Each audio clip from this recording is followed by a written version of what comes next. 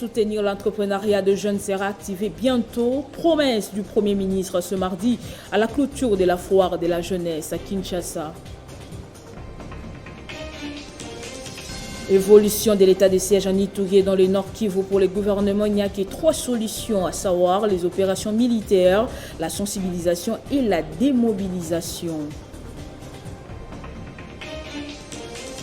Et puis en sport, football éliminatoire mondial 2022, jour J-1 pour le match de la RDC contre la Tanzanie. Les Léopards sont déjà à Lubumbashi depuis les premières heures de ce mercredi. Nouveau journal sur Télé 50, bienvenue à tous. Le ministre de la Communication et Médias a tenu un point de presse conjoint avec son collègue de la Justice ce mardi pour briefer la population et l'opinion sur l'évolution de l'état de siège pour le gouvernement. Il n'y a que 3 solutions, à savoir les opérations militaires, la sensibilisation et la démobilisation. Après que le membre du gouvernement concerné par la situation de l'état de siège se soit expliqué à l'Assemblée nationale et avoir accompagné le Premier ministre Jean-Michel Sama Lukonde dans une mission à l'est du pays, le ministre de la Communication a organisé un briefing cette fois avec la ministre d'État à la Justice, Rose Mutombo Kiese, pour éclairer l'opinion sur la situation judiciaire dans les provinces sous état de siège, notamment le Nord Kivu et l'Ituri. La ministre d'État a brossé le tableau de ces 2 provinces en ce qui concerne son ministère. Rose Mutombo a signalé que quelque temps après l'évaluation de l'état de siège, elle avait signé une circulaire pour autoriser les juridictions pénales de droit commun à reprendre leur fonctionnement en vue de juger et de traiter des dossiers ayant trait à la population civile.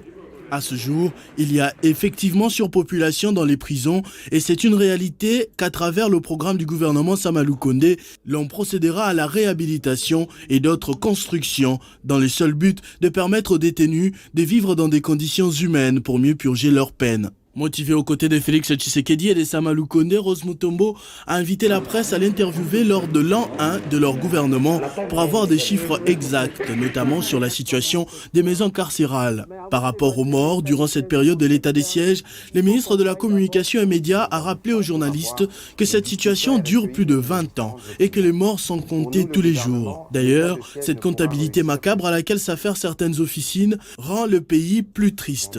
Patrick Mouyaya a affirmé que ce n'est pas de l'état des sièges qui est à la base de l'insécurité ou des morts, mais plutôt les groupes armés et les groupes terroristes qui continuent d'endeuiller le pays. En tant qu'État, le gouvernement veut arrêter cette situation. Sur instruction du chef de l'État, tous les moyens sont mobilisés pour en finir avec cette guerre et restaurer la paix. Toujours en rapport avec le retour de la paix dans la partie est du pays, le ministre de la Communication et Médias a profité de ce briefing pour informer la population via la presse qu'il a eu une séance de travail lundi avec quelques membres du Congrès américain au sujet des forces spéciales qui sont venues en appui au FARDC. À cette occasion, il leur avait rappelé que ces terroristes constituent une menace plus grande et qu'il faudrait une mobilisation plus efficace autour de l'armée congolaise. Pour finir ces face-à-face avec la presse, le porte-parole du gouvernement a rappelé qu'à la suite de l'ordonnance signée le 4 juillet 2020 sur le programme de désarmement, démobilisation, relèvement communautaire et stabilisation, les rebelles congolais seront formés et seront réinsérés dans la vie civile. Et puis cette nouvelle qui vient de nous parvenir, en Ituri, important dégâts matériels après une embuscade des ADF dans le village Ofaye sur l'axe Luna-Komanda en territoire d'Irumu. 16 véhicules, dont 14 voitures et 2 camions viennent d'être incendiés, comme on peut voir sur ces images, aux côtés d'au moins 80 personnes prises en otage, rapportent plusieurs sources. Pour l'heure, les trafics entre Beni Komanda est coupé. Plusieurs passagers et leurs véhicules sont bloqués à Luna, à la limite entre le Nord Kivu et l'Ituri. L'insécurité bat son plein, ville de Goma, chef-lieu du Nord Kivu. Il ne se passe pas une seule nuit sans qu'un homme ne soit assassiné. Le dernier cas en date, c'est la nuit de mardi à ce mercredi où un changeur de monnaie a été lâchement assassiné par les hommes en armes non autrement identifiées, ce qui porte à 12 le nombre de personnes déjà tuées à Goma depuis l'instauration de l'état de siège, selon la société civile.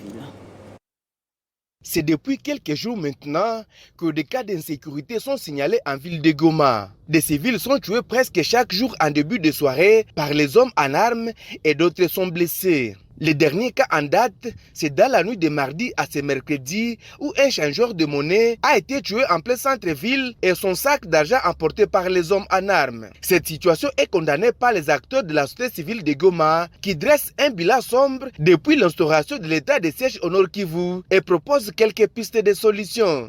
À notre niveau, c'est dire que c'est trop et que les autorités devaient prendre toutes les dispositions pour nous épargner et ne pas prendre des dispositions cosmétiques.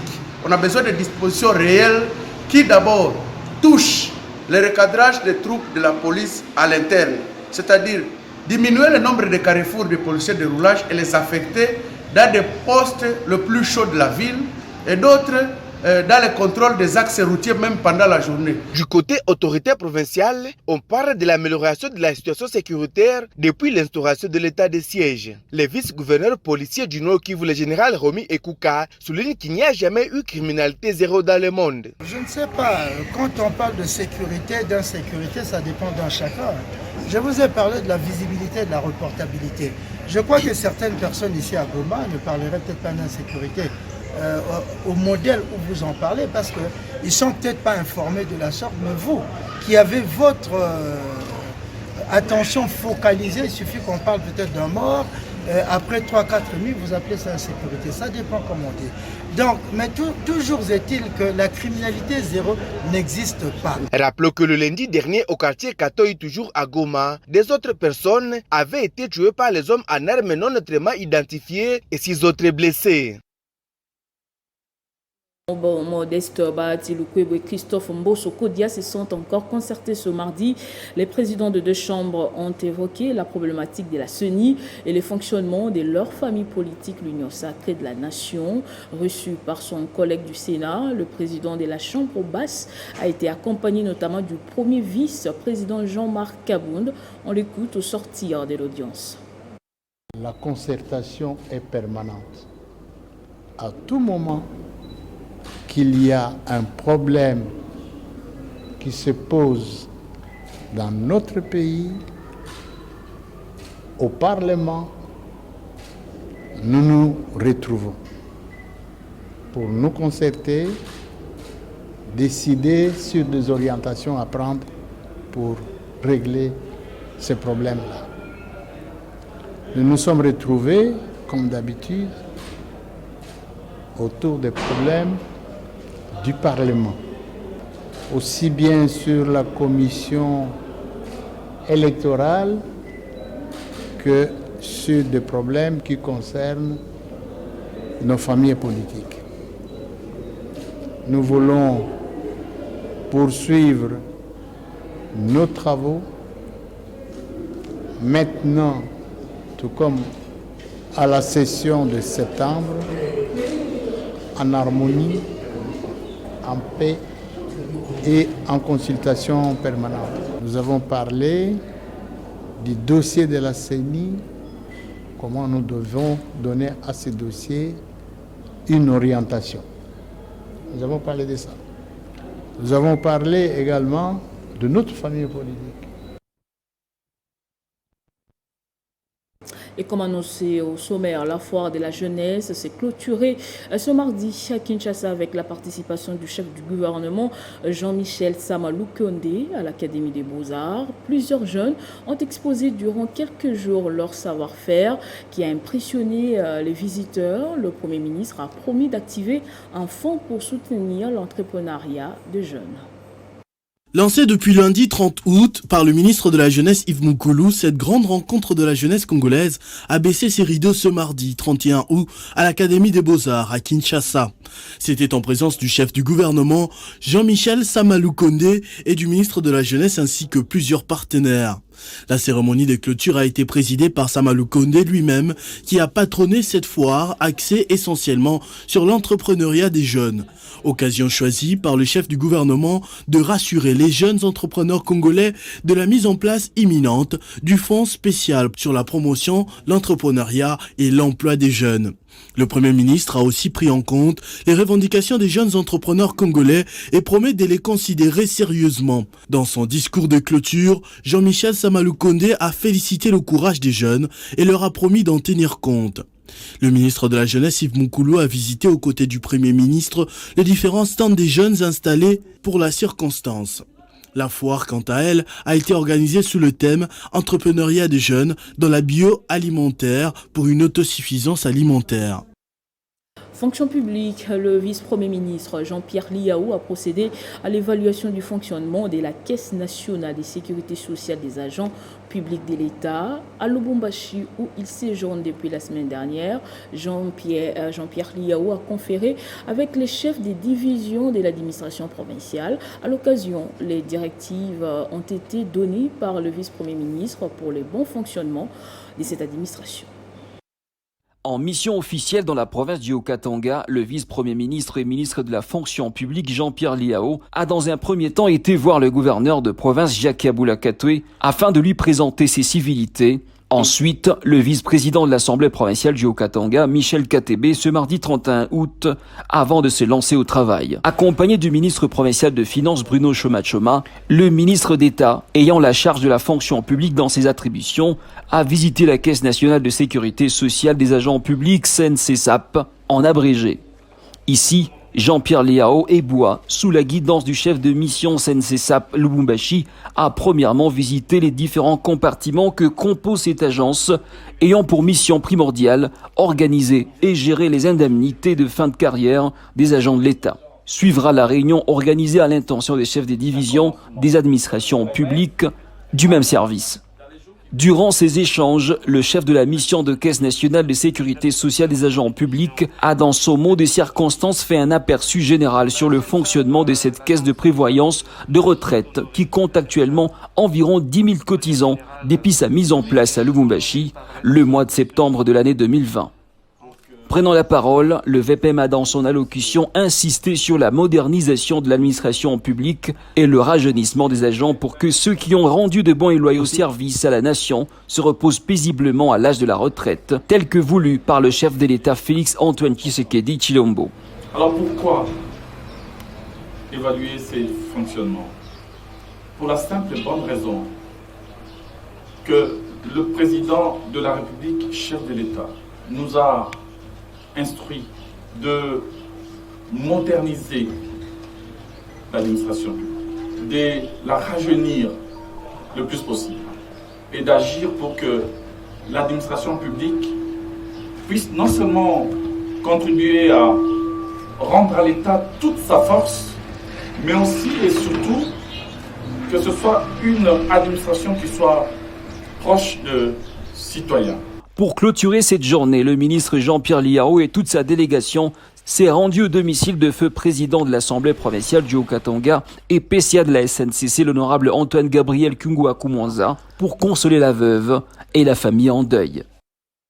La direction Lema Ndombe ou le Conseil supérieur de la magistrature est appelé à affecter des juges et magistrats à travers toute l'étendue de la province. Pour le juge Didier Kalunga, les institutions judiciaires de la province souffrent d'une carence des juges et magistrats pour siéger et délibérer les litiges qui opposent les ministères publics et ceux en conflit avec la loi. Depuis un certain temps, la ville de Mai-Ndombe accuse une carence des magistrats. C'est le constat fait dans différentes juridictions de la province. Nous avons été promus président du tribunal de paix ici au mois d'août de l'année passée. Et depuis lors, je suis seul. En tant que président, il n'y a pas de juge. Récemment, on nous a affecté des juges. Malheureusement, les deux juges n'ont pas encore répondu. Ou soit ils ne veulent pas venir. Par voie de conséquences, le tribunal ne siège pas au pénal. Or, nous, chez nous ici, dans la plupart des cas, nous avons que les dossiers pénaux. Au civil, on a quelques dossiers qui viennent rarement et les dossiers d'enfants en conflit avec la loi.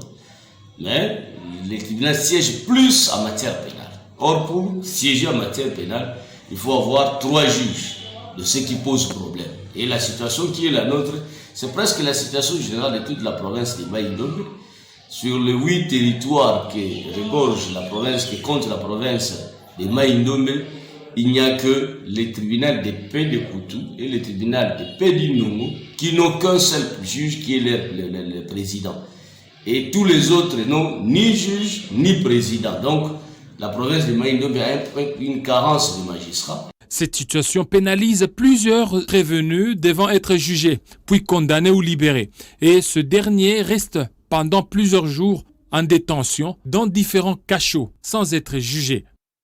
On va ouvrir la page sportive de ce journal. D'abord le football avec la première journée des éliminatoires de la Coupe du Monde Qatar 2022. Les Léopards de la RDC séjournent à Lubumbashi depuis ce mercredi à 3h où ils vont affronter demain les Taifa Stars de la Tanzanie. Les 22 joueurs à la disposition du sélectionneur Hector Cooper vont s'entraîner cet après-midi au stade Mazembe. Et avant de s'envoler, les Fauves ont eu une séance de travail hier au terrain Oudjana. Cette séance d'entraînement s'est déroulée dans une bonne ambiance, en présence des supporters au terrain du centre des formations Oudjana. Avec les dernières arrivées de Christian Louindama, Yannick Ibolassi et Marcel Tisserand, les 22 Léopards ont eu une séance spécifique pour les gardiens de but et opposition en deux camps pour les joueurs des champs. Le tout sous l'œil technique de Raoul Hector Cooper.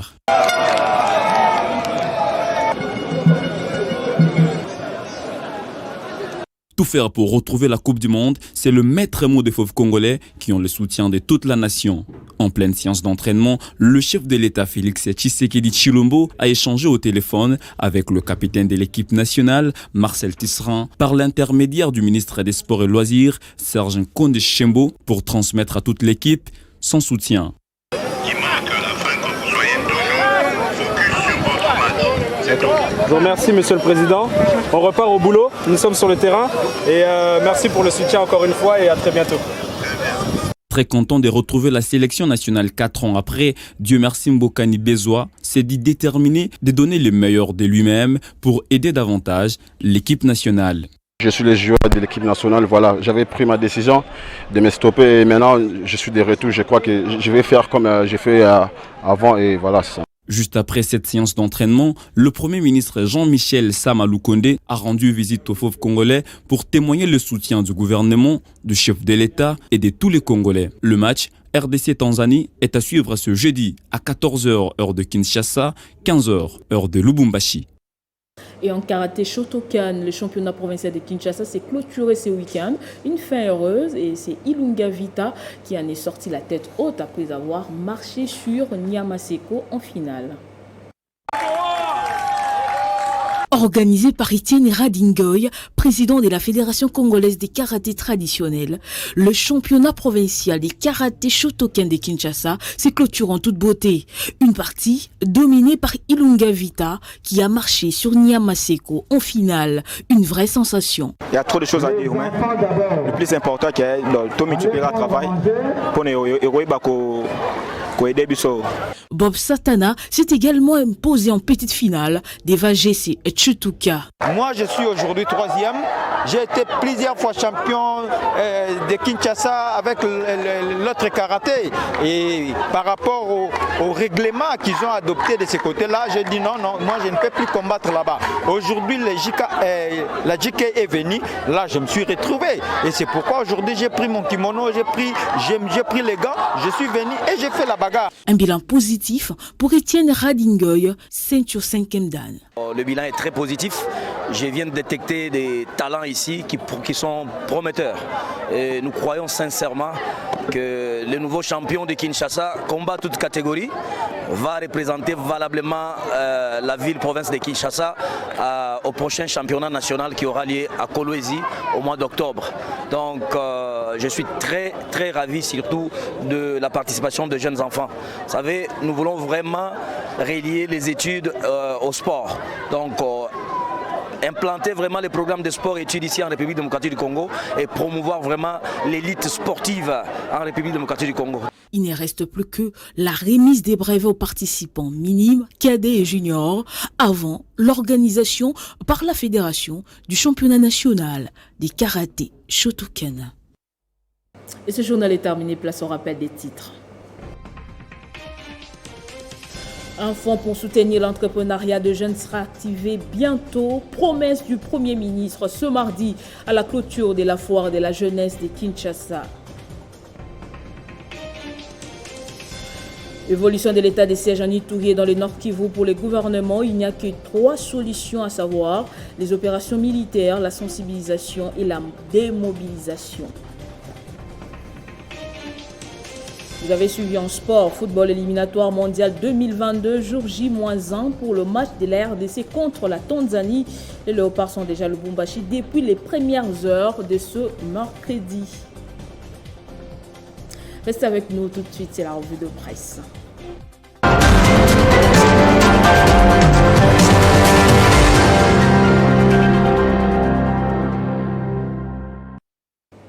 Et c'est avec vous, Jenny Kayembe Moussobola, bienvenue. Merci Nathalie Yoko, bonjour à tous. À la une de votre revue de presse, Jenny, RDC, élection de 2023. Mbosso appelle la prochaine équipe de la CENI à combler le retard occasionné par le processus de désignation. Tout à fait Nathalie, c'était à la fin d'une réunion tenue hier avec son collègue du Sénat, Modeste Bahati Lukwebo, d'après les speakers de la Chambre basse du Parlement, repris par C-Turcide.cd. Les choses doivent aller vite parce qu'à l'heure qu'il est, ces processus ont accumulé un retard. Christophe Mbosso a en outre annoncé pour bientôt la convocation de la plénière d'entérinement de nouveaux membres de la centrale électorale. D'un site à un autre, nombreux citoyens congolais cités par mediacongo.net s'interroge si faut-il retirer aux confessions religieuses le pouvoir de désigner les présidents de la CENI. D'autres, cependant, pensent qu'il est temps de leur retirer ce privilège après 3 cycles électoraux qui se sont déroulés en République démocratique du Congo, à savoir 2006, 2011 et 2018. Le constat est que ces pères spirituels ne se sont jamais mis d'accord sur un candidat unique commun. Cette charge avait été confiée aux confessions religieuses dans le cadre de l'accord global inclusif signé à Pretoria, en Afrique du Sud, le 17 décembre 2002, à l'issue du dialogue intercongolais qui avait réuni les délégués de la classe politique et de la société civile, des forces vives de la nation, en vue d'en finir avec la crise des légitimités et de mettre en place un nouvel ordre politique fondé sur une constitution démocratique, rappelle ce site, pour éviter la partisanerie et garantir l'indépendance, l'impartialité, l'intégrité, la transparence, la neutralité politique de la Commission électorale nationale indépendante et le professionnalisme de la gestion électorale, et pour assurer la tenue des élections libres, justes, inclusives, qui offrent à tous les Congolais des chances égales. Et vous nous amenez directement sur le continent. Jenny, crise politique au sud du Soudan, sujet à la une des médias et sites internationaux. Oui, Nathalie, d'ailleurs, plusieurs médias internationaux signalent qu'un nouveau Parlement a été mis en place lundi sur fond des crises. C'est après 3 ans de l'accord de paix signé par le président Salva Kiir et son rival. À l'issue de cette cérémonie, le chef de l'État a appelé les parlementaires à accélérer avec la mise en œuvre de l'accord de 2018. Un appel qui intervient alors qu'une partie de la société civile et la population sont frustrées par les manques de progrès dans ce pays. Elle demande à cet effet la démission du président de la République et son vice, rapporte France 24, Radio France Internationale. Mais de son côté, le président de la République du Soudan du Sud tient à organiser les élections en 2023. Alors que près de 400 000 personnes sont affectées par des graves inondations, poussant des dizaines de milliers d'habitants à fuir, annonce faite par l'ONU, repris par France24.com. En tout cas, Nathalie, la situation est d'autant plus inquiétante que de nombreuses zones inondées sont devenues inaccessibles par la route. Outre les aléas climatiques, le Soudan du Sud subit encore les conséquences de la guerre civile des 5 ans qui a fait près de 400 000 morts. Merci beaucoup Jenny pour ces détails du Soudan du Sud. On va terminer avec cet insolite que nous allons découvrir ensemble. Oui Nathalie, il s'agit là d'un enfant de 5 ans qui voulait surprendre sa mère en se cachant dans une machine à laver, rapporte C-Turcide.be. Ce dernier s'est coincé, il n'arrivait plus à sortir de là car ses jambes étaient restées coincées dans l'appareil. C'était en Thaïlande. Les petits a profité de l'instant où sa mère suspendait les linges pour grimper dans la machine. En écoutant son fils hurler de peur, la mère de 29 ans est revenue à toute vitesse et immédiatement a appelé de l'aide. L'opération a pris plus de 30 minutes aux 5 sauveteurs pour libérer l'enfant. Une fois sa libération est survenue, ils se sont amusés de l'intervention. En tout cas, les parents, Nathalie, doivent veiller sur les enfants, surtout les tout petits, parce qu'ils sont souvent turbulents. Tout à fait, hein, surtout à cet âge, Jenny Kayembe. Merci beaucoup pour tous ces détails, Jenny. Merci à vous autant. Merci également à vous de nous avoir suivis de partout. L'information reste en continu à temps réel sur votre télévision.